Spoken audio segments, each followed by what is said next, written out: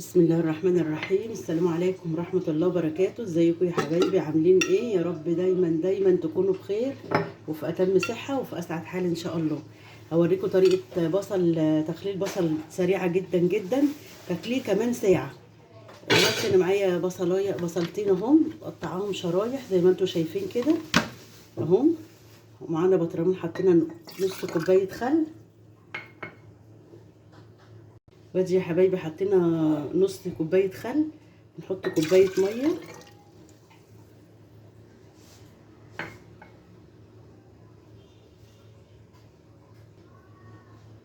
نحط معلقه شطه،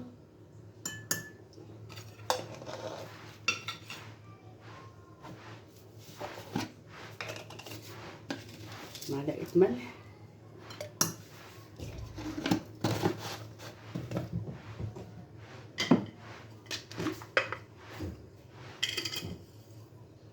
معلقه سكر،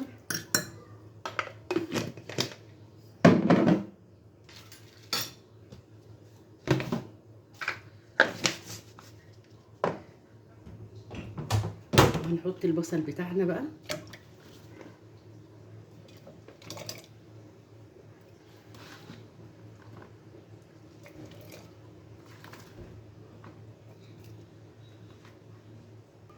ادي يا حبايبي حطينا البصل بتاعنا، ارجه رجتين كده اهو عشان التتبيله بتاعته كده اهو.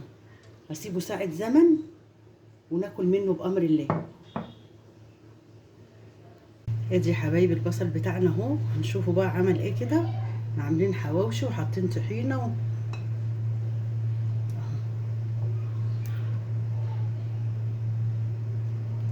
مش هينفع يتغرب بمعلقه ده.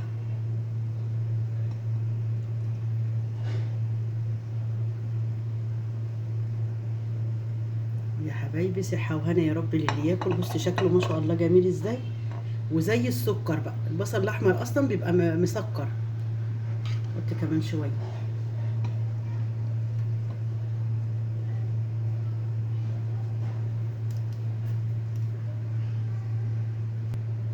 اهو يا حبايبي. صحه وهنا يا رب. ساعه واحده وكلنا منه زي ما انتم شايفين. افتكروا اختكم ام يوسف بكلمه حلوه وبكومنت حلو. كل سنه وانتم طيبين، ربنا يعود عليكم دايما الايام بخير، والسلام عليكم ورحمه الله وبركاته.